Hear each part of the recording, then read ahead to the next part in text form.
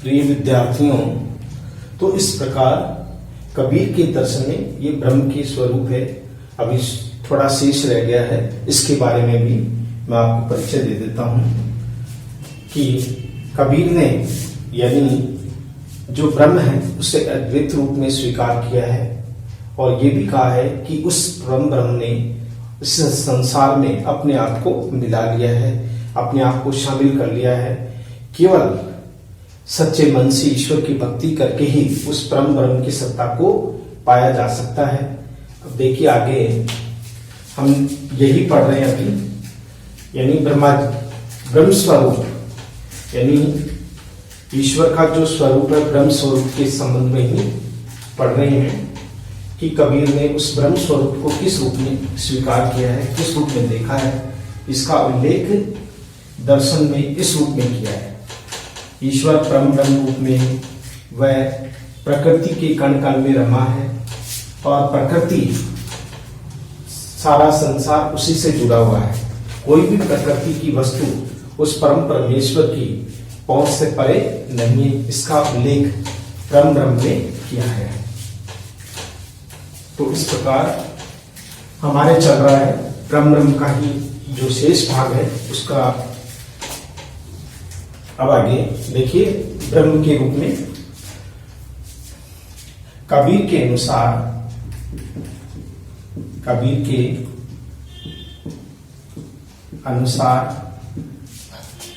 ब्रह्म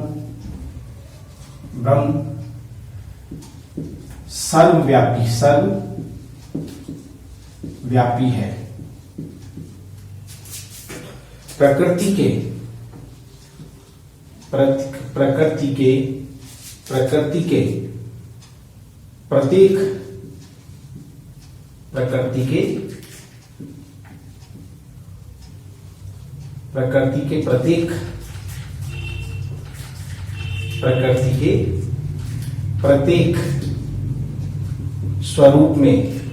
प्रकृति के प्रत्येक स्वरूप में उसकी अनुभूति की जा सकती है। की जा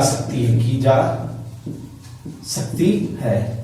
कबीर के अनुसार ब्रह्म सर्वव्यापी है। प्रकृति के प्रत्येक स्वरूप में उसकी अनुभूति की जा सकती है।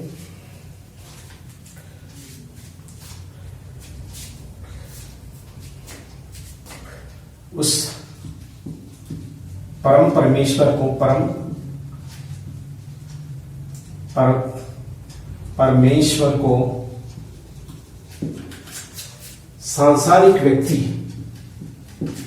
सांसारिक मोह माया में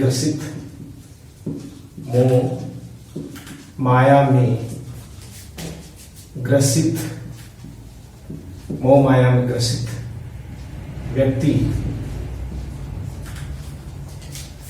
उस परम परमेश्वर की सांसारिक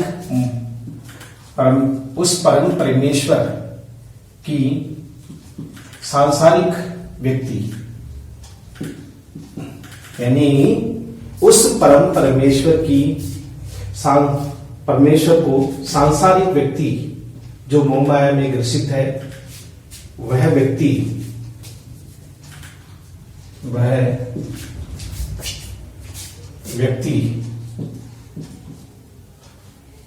जो मोह माया में ग्रसित वह व्यक्ति उसे नहीं जान सकता।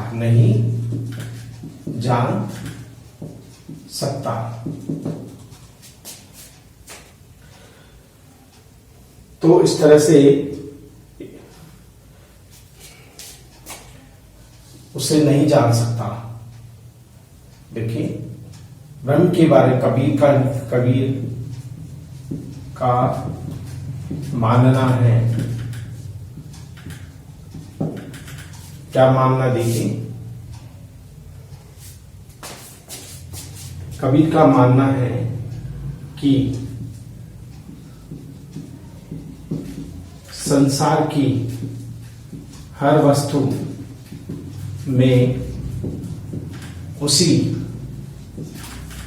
ब्रह्म की सत्ता है, उसी ब्रह्म की सत्ता है, ब्रह्म की सत्ता है। कबीर का मानना है कि संसार की हर वस्तु में उसी ब्रह्म की सत्ता है। इसका उदाहरण हम देख सकते हैं।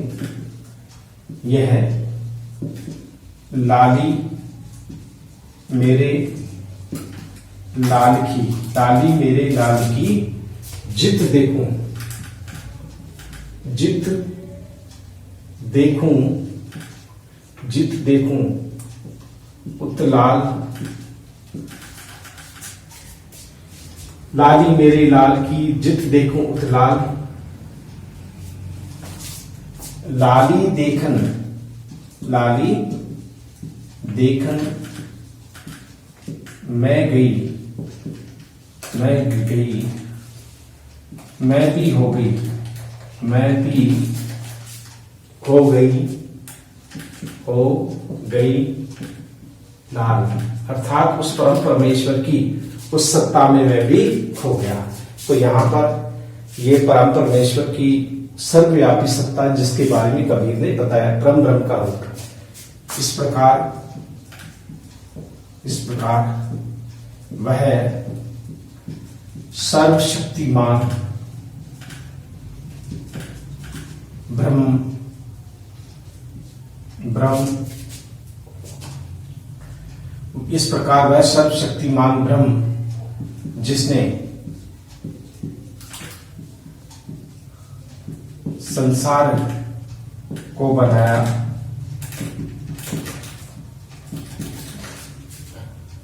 जिसने वह ब्रह्म जिसने इस संसार को बनाया और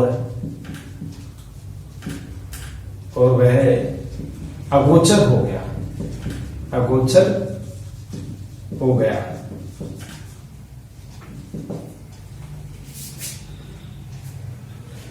अगोचर हो गया, किंतु सांसारिक व्यक्ति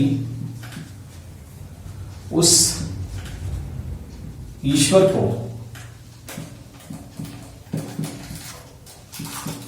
मंदिर मस्जिद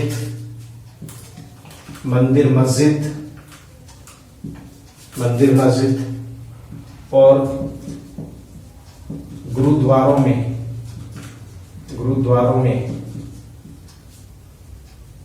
खोजते रहते हैं,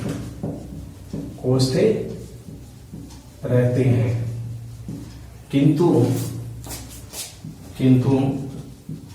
सत्यता यह है,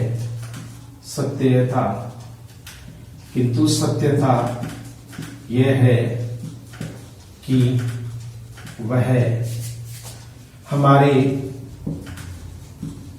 हृदय में बसा है, हमारे हृदय में बसा है। तो इस प्रकार कबीर ने ये बताया है कि परम परमेश्वर जो है न मंदिर में है, न मस्जिद में है, न गुरुद्वारों में, लेकिन लोग खोजते रहते हैं। ये सत्यता है कि वह हमारे हृदय में बसा है। लोग भ्रमित होकर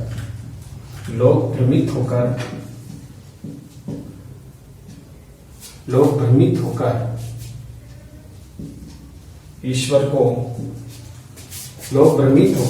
को इधर उधर खोजते रहते हैं।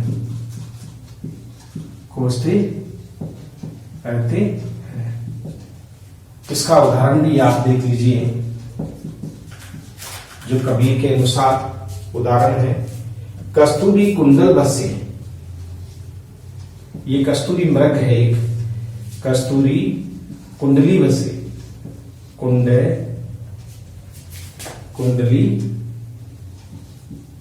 बसे, यानी नाभि के अंदर एक कस्तूरी मृग होता है, बसे। मृग ढूंढे वन माही, मृग ढूंढे वन माही, ऐसे घट घट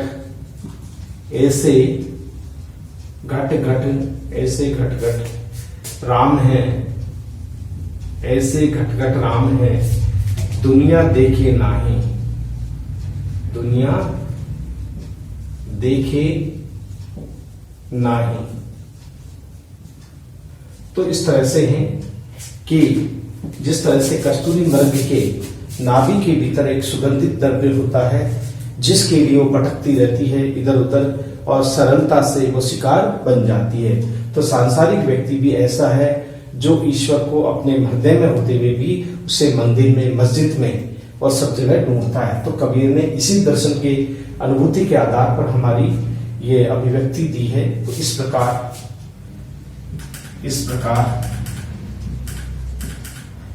ब्रह्मा ब्रह्म, इस प्रकार ब्रह्मा का स्वरूप अपने आप में अनूठा है।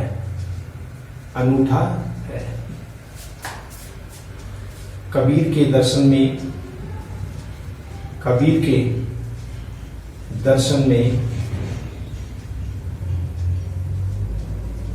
निर्गुण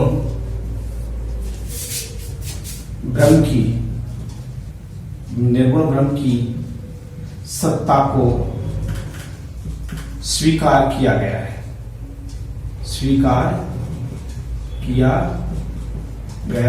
है। इस प्रकार कबीर के दर्शन में निर्गुण ब्रह्म की सत्ता को स्वीकार किया गया है। कबीर ने निर्गुण का समर्थन किया है। तो इस तरह से यह हमारा ब्रह्म के लिए था कि कबीर के अनुसार ब्रह्म सर्वव्यापी है, प्रकृति के प्रत्येक स्वरूप में उसकी अनुभूति की जा सकती है। उस परम परमेश्वर सांसारिक मोह माया में, वह परम परमेश्वर सांसारिक मोह माया में ग्रसित वह व्यक्ति उसे नहीं जान सकता। जो ग्रसित हो मोह माया में वह नहीं जान सकता। कबीर का मानना है कि संसार की हर वस्तु में उसी ब्रह्म की सत्ता है। उदाहरण देखिए, लाली मेरे लाल की जित देखी उतलाल, लाली देखने में गई मैं भी हो गई लाल। इस प्रकार ये सर्वशक्तिमान ब्रह्म जिसने संसार को बनाया और वह अगोचर हो गया, यानी अदृश्य हो गया, चला गया उस सत्ता में। किंतु सांसारिक व्यक्ति उस ईश्वर को मंदिर, मस्जिद और गुरुद्वारों में खोजते रहते हैं, किंतु सत्यता यह है कि वह हमारे हृदय में बसा है। लोग भ्रमित होकर ईश्वर को इधर उधर खोजते रहते हैं। और उदाहरण है, कस्तूरी कुंडल बसे मृग ढूंढे वन माही, ऐसे गट गट राम है दुनिया देखे नाही। इस प्रकार ब्रह्म का स्वरूप अपने आप में अनूठा है। कबीर के दर्शन में निर्गुण ब्रह्म की सत्ता को स्वीकार किया गया है। तो इस प्रकार ये ब्रह्म के बारे में हमने पढ़ा। अब हमारा दूसरा आता है, ब्रह्म के बाद में आता है जीव या आत्मा, जिसे हम कहते हैं। जीव या आत्मा का संसार में क्या स्थान है? जीव और ब्रह्म, दूसरा दर्शन है कबीर का, जिसे हम जीव या ब्रह्म कह सकते हैं, या आत्मा परमात्मा है। आत्मा ही परमात्मा का ही एक स्वरूप है, जिसे स्वीकार किया गया है, जिसे माना गया है, जिसे सर्वाधिक महत्व प्रदान किया गया है। देखिए,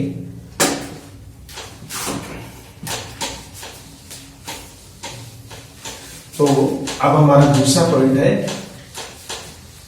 वो आता है, दूसरा है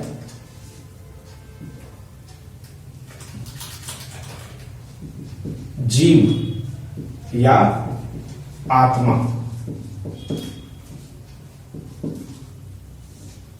जीव या आत्मा अद्वैत के अनुसार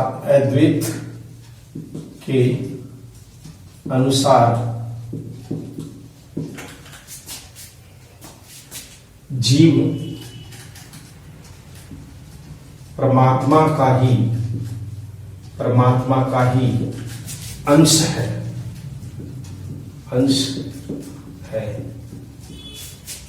उसे अलग नहीं माना जा सकता।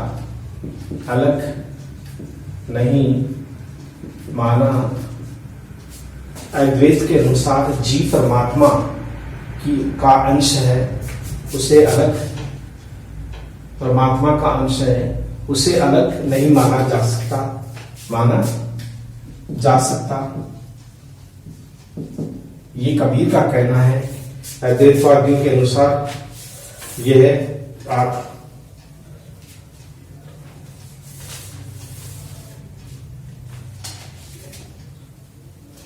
तो अद्वैतवाद के अनुसार आत्मा परमात्मा का ही एक अंश है।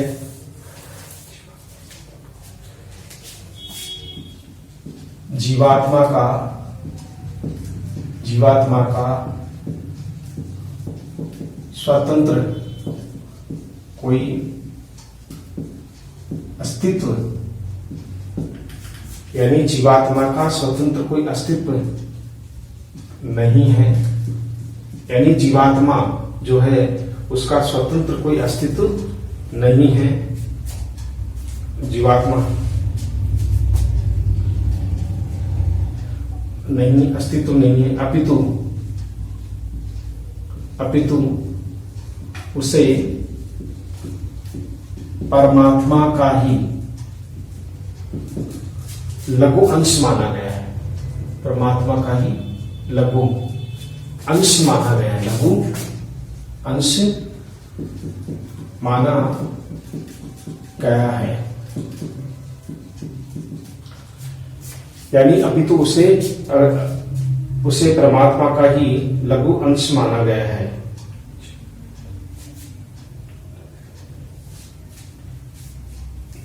इसी कारण जीवात्मा माना गया है। इसी कारण जीवात्मा के बारे में कहा जाता है, बारे में इसी प्रकार भी जीवात्मा के बारे में कहा जाता है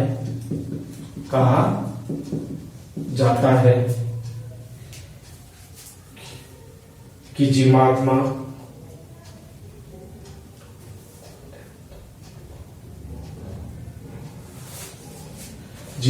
को के बारे में कहा जाता है कि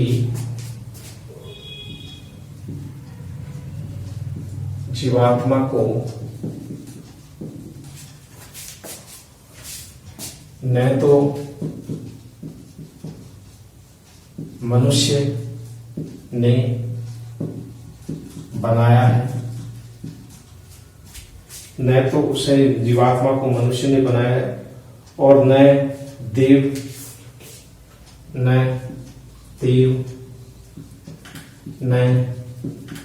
योगी, न देव न योगी, यानी कहने का तात्पर्य न योगी न यति और न अवधूत, न यति न अवधूत, न अवधूत,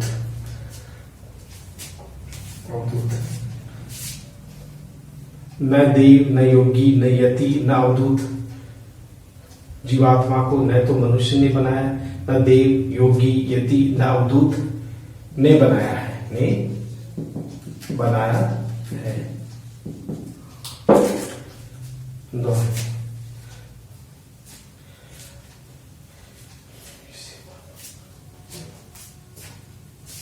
न वह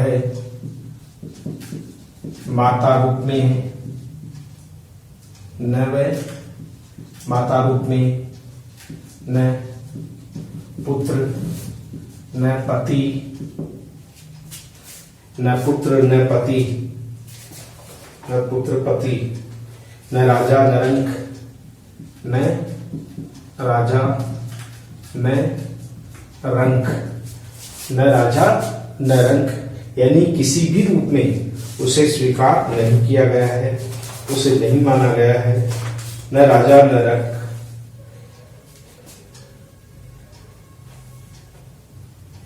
न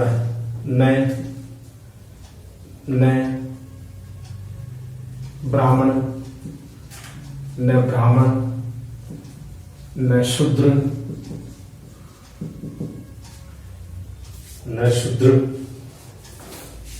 न तपस्वी, न तपस्वी, न तपस्वी,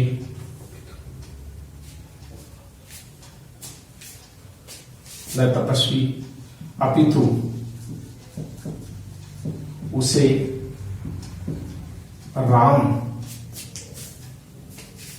न अपितु राम का अंश मानकर, अपितु उसे राम का अंश मानकर, अंश मानकर, राम का अंश मानकर ये घोषित किया है, मानकर ये घोषित किया है, ये घोषित किया है कि जिस प्रकार किया कि जिस प्रकार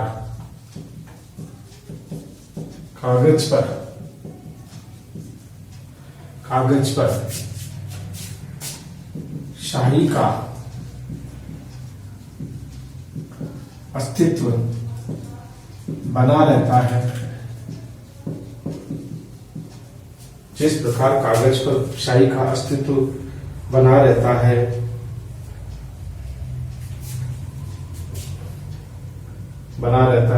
वह कभी नहीं मिटता, वह कभी नहीं मिटता, कभी नहीं मिटता।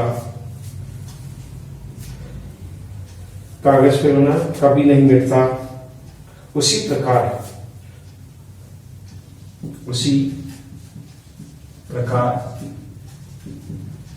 ईश्वर भी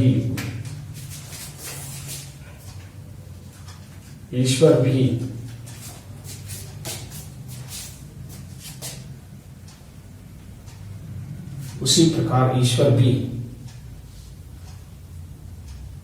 भी जीव को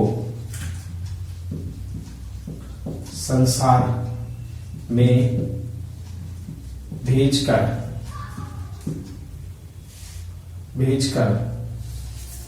यानी शाही का अस्तित्व बना रहता है, उसी प्रकार से ईश्वर भी जीव को संसार में भेजकर उसे कर्मरत बना देता है, कर्मरत बना देता है।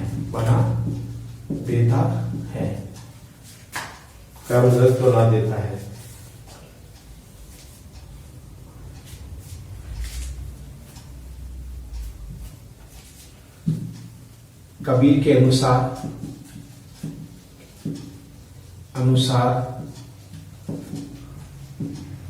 जीव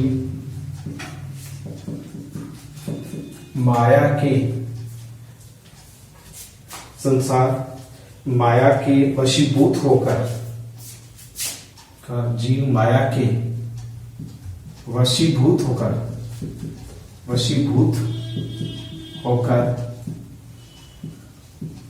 परमात्मा से अलग हो जाता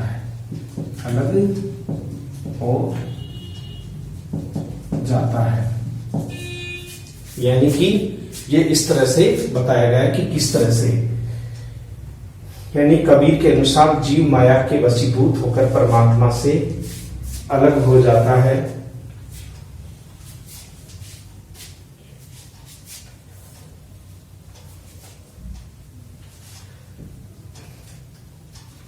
जीवात्मा अपने शुद्ध रूप में परमात्मा को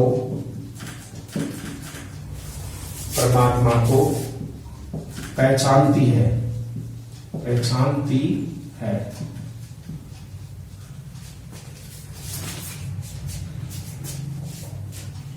जीवात्मा अपने शुद्ध रूप में उस परमात्मा को पहचानती है। तो इस प्रकार अलग जीवात्मा शुद्ध रूप में परमात्मा को पहचानती है। इसका हम यानी आत्मा तथा परमात्मा का एक ही स्वरूप है, आत्मा और परमात्मा का एक ही स्वरूप है। यह भेद इस प्रकार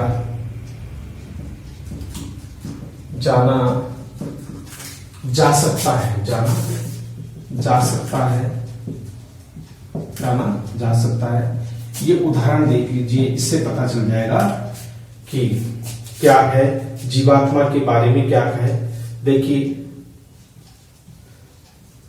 जल में कुंभ है, जल में कुंभ है, कुंभ यानी घड़ा, जल में कुंभ है, कुंभ में जल, कुंभ यानी घड़े में, कुंभ में जल, जल में कुंभ है, कुंभ में जल, बाहर भीतर पानी, बाहर भीतर पानी, फूटा कुंभ, फूटा कुंभ, फूटा कुंभ, जल, जल ही समाना, जल ही जल समाना, जल ही जल, यह तत् कथऊ, कथऊ, कथऊ, यानी जल में कुंभ है, कुंभ में जल, बाहर भीतर पानी, फूटा कुंभ, जल ही जल समाना, ये तत् कथऊ, ज्ञानी, ज्ञानी यानी ज्ञानियों ने ये बात कही है कि जिस प्रकार घड़े में जल रहता है, उसी प्रकार से बाहर भीतर दोनों तरफ तालाब में घड़े को डुबाया जाता है। तालाब विशाल रूप है, घड़ा एक छोटा रूप है, आधा पानी उसमें आ जाता है, आधा तालाब के रूप में रह जाता है। तो तालाब क्या है? ब्रह्म का स्वरूप है।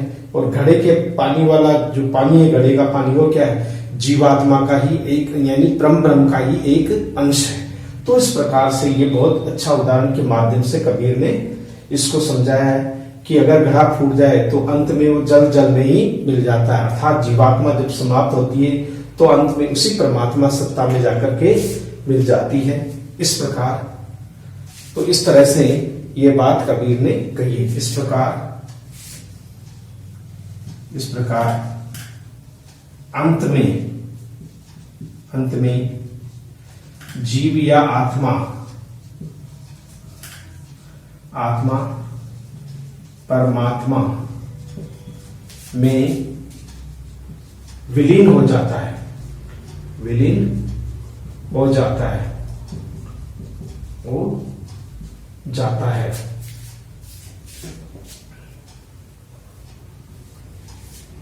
हो जाता है।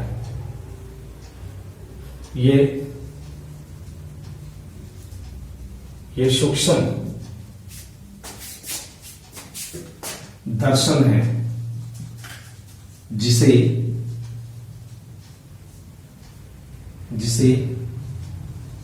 परमात्मा को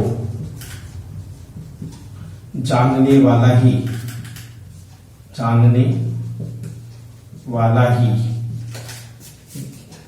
जिस दर्शन है जिसे परमात्मा को जानने वाला ही बता सकता है।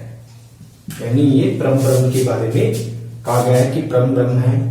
तो इस प्रकार आत्मा और परमात्मा के संबंध में ये सारी बातें कही गई है। तो इस प्रकार अब हमारा इसी में है, अभी हमारे आत्मा और परमात्मा का स्वरूप ही चल रहा है। और इसी प्रकार से कबीर ने उस जीवात्मा के बारे में कहा है कि जो आत्मा है वो इस संसार में आकर के अनेक प्रकार की संसारिक क्रियाकलापों में लीन हो जाती है, यानी उसका संबंध उस परम परमेश्वर से बिल्कुल भी नहीं रहता, वो उससे अलग हो जाती है, क्योंकि मोह माया में ग्रसित होकर के और सांसारिक बन करके इस तरह से वो दिखाई देती है।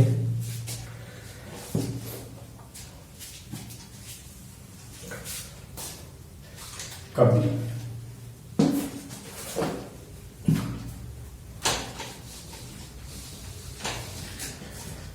इस प्रकार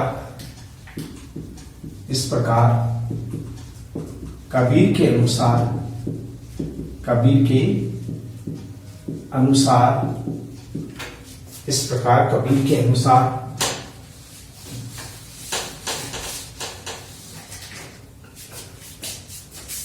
इस प्रकार कबीर के अनुसार आत्मा, आत्मा अजर अमर है। इस प्रकार कबीर के अनुसार आत्मा अजर अमर है। संसार में वह माया के प्रभाव से भ्रमित हो जाती है, भ्रमित हो जाती है।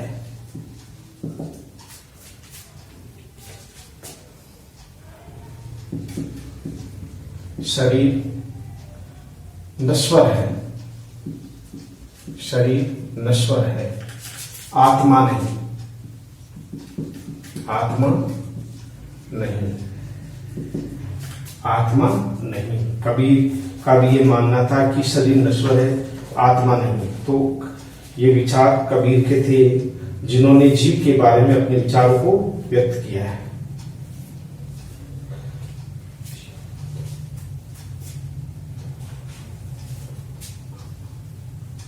नश्वर है यानी जीव के बारे में, यानी शरीर नश्वर है, आत्मा नहीं, आत्मा नहीं।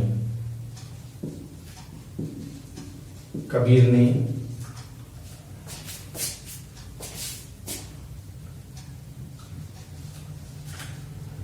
जीव को पूर्ण रूप से, कबीर ने जीव को पूर्ण रूप से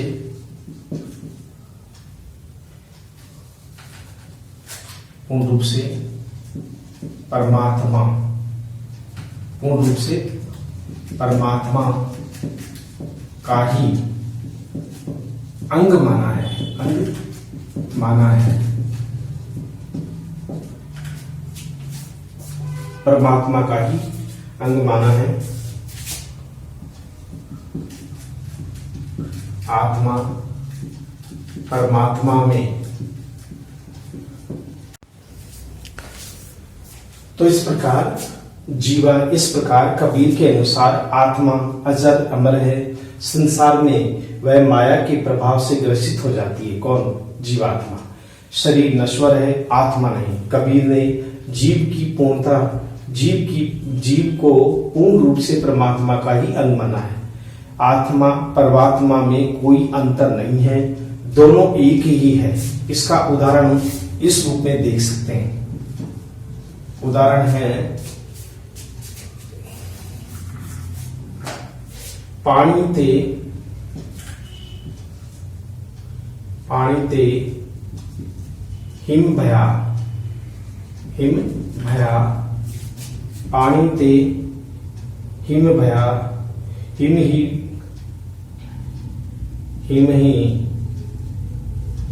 गया बलाई, यानी पिघल। जब पिघल जाता है तो पानी बन जाता है। हिम गया है बलाई, जो कुछ था, जो कुछ था सो ही भया, जो कुछ था सो ही भया। अब कछु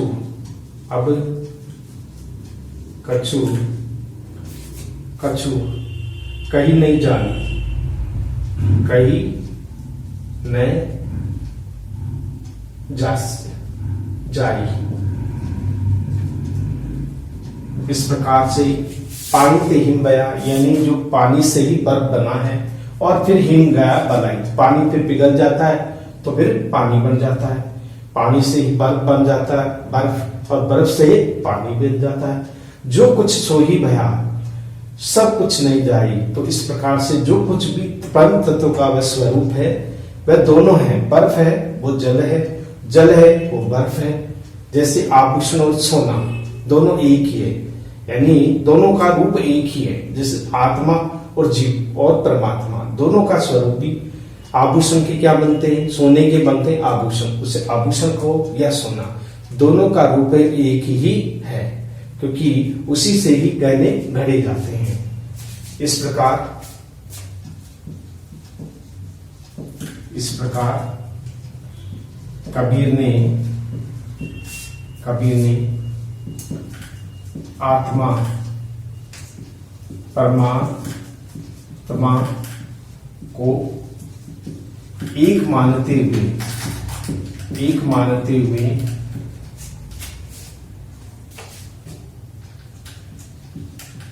जीवात्मा का अस्तित्व परमात्मा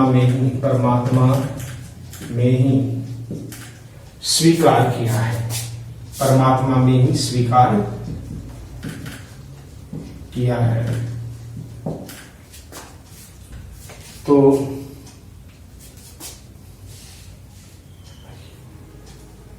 तो यह जीवात्मा के लिए है। तो आत्मा परमात्मा को मानते हुए जीवात्मा का अस्तित्व परमात्मा ने ही स्वीकार किया है। परमात्मा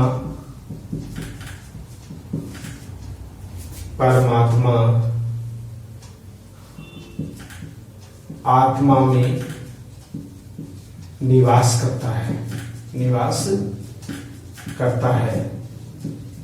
परमात्मा आत्मा में निवास करता है, आत्मा परमात्मा में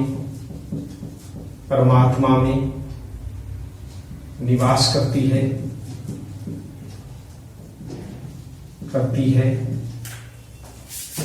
एक लघु है, एक लघु रूप है, तो दूसरा बृहत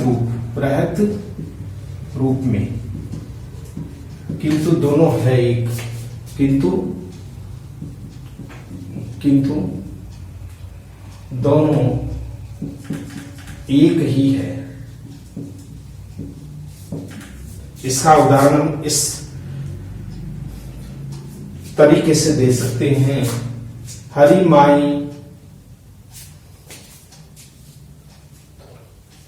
माही तनु है। उदाहरण है हरि माही तनु है। तनु यानी शरीर, यानी ईश्वर कहाँ है, शरीर में है। तनु माही हरि, तनु माही हरि, यानी हरि माही तनु है, तनु माही हरि, तनु माही हरि सर्व निरंतर,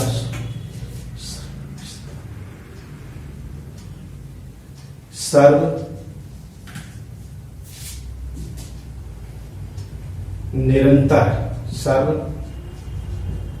निरंतर सोई रे, यानी वही है। सोई का मतलब होता है वही, अर्थात हरि माही तनु है। इस शरीर में परमात्मा है और परमात्मा के अंदर शरीर है। तो आत्मा और परमात्मा का रूप यहाँ एकीकार किया गया है। दोनों के एक ही अस्तित्व के रूप में कबीर ने नश्वर शरीर के लिए भी कहा है कि मनुष्य शरीर समय आने पर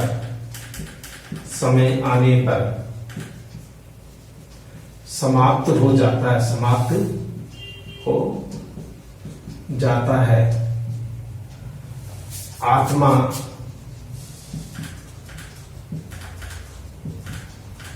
शरीर को छोड़कर अन्य शरीर की तलाश में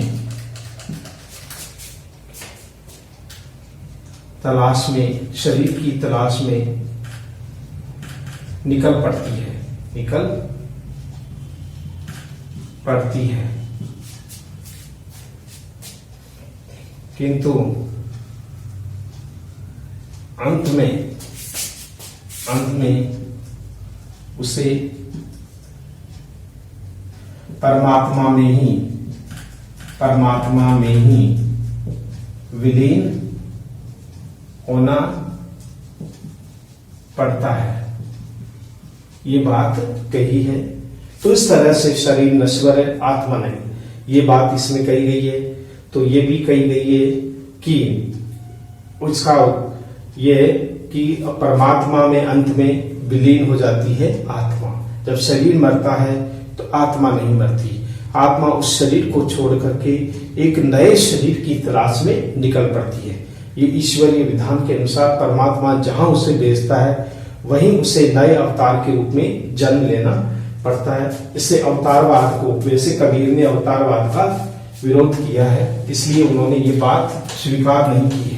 बस केवल शरीर छोड़ने की बात कही गई है कि शरीर छोड़ करके जहां परमात्मा उस शरीर को नया रूप देता है वो वहीं चला जाता है।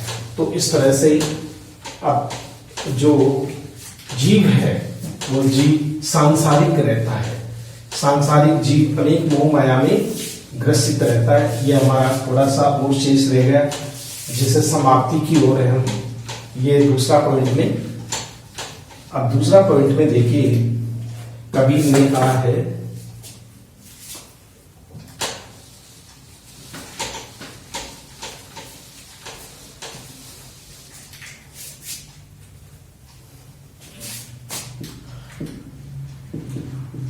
कबीर ने आत्मा के लिए, कबीर ने आत्मा के लिए कहा है कि वह शरीर धारण कर संसार में, कबीर ने आत्मा के लिए कहा है कि वह शरीर धारण कर संसार के अनेक क्रियाकलापों में लीन रहती है।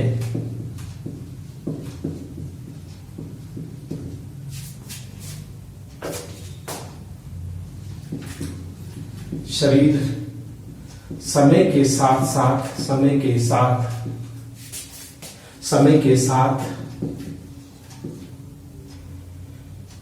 शरीर समय के साथ समाप्त हो जाता है,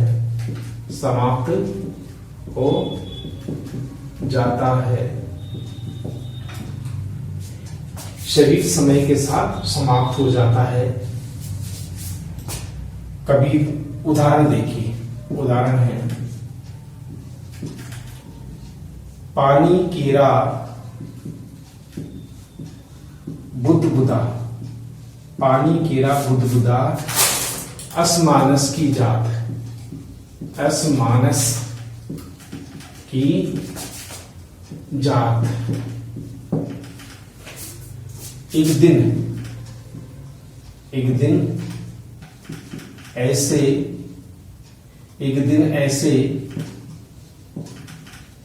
छिप जाएगा, एक दिन ऐसे छिप जाएगा जो तारा प्रभात। ये कही गई है पानी केरा बुदबुदा असमानस की जात, एक दिन यूं छिप जाएगा जो तारा प्रभात। इस प्रकार जीवात्मा का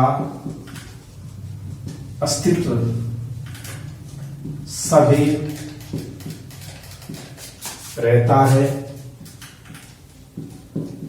मरता केवल शरीर है, मरता केवल शरीर है, मरता केवल शरीर है।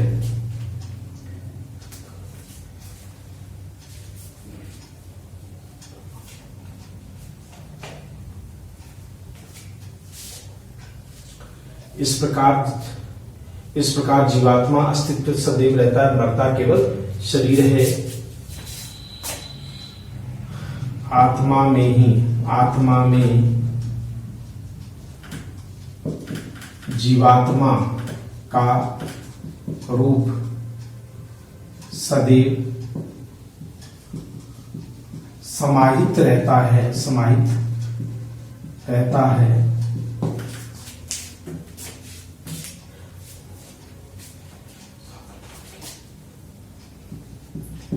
साधारण आंखें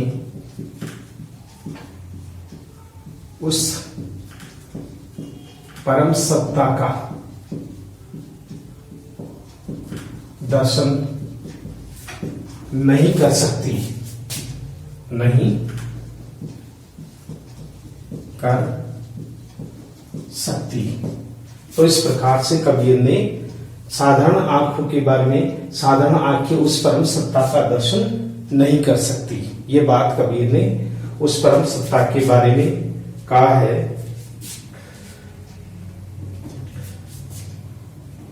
तो इस प्रकार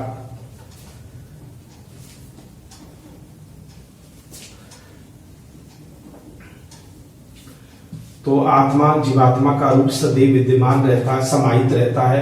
साधारण आंखें उस परम सत्ता का दर्शन नहीं कर सकती।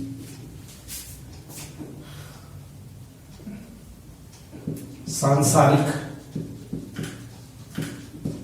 जीव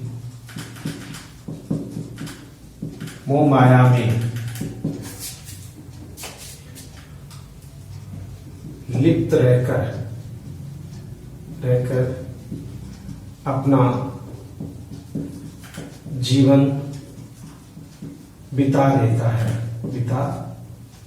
देता है। इस प्रकार सांसारिक जीव मोह माया में लिप्त रह करके अपना संपूर्ण जीवन बिता देता है। तो इस प्रकार ये जो था वो जीवात्मा के बारे में बताया गया है कि जीवात्मा किस रूप में रही है। ठीक है।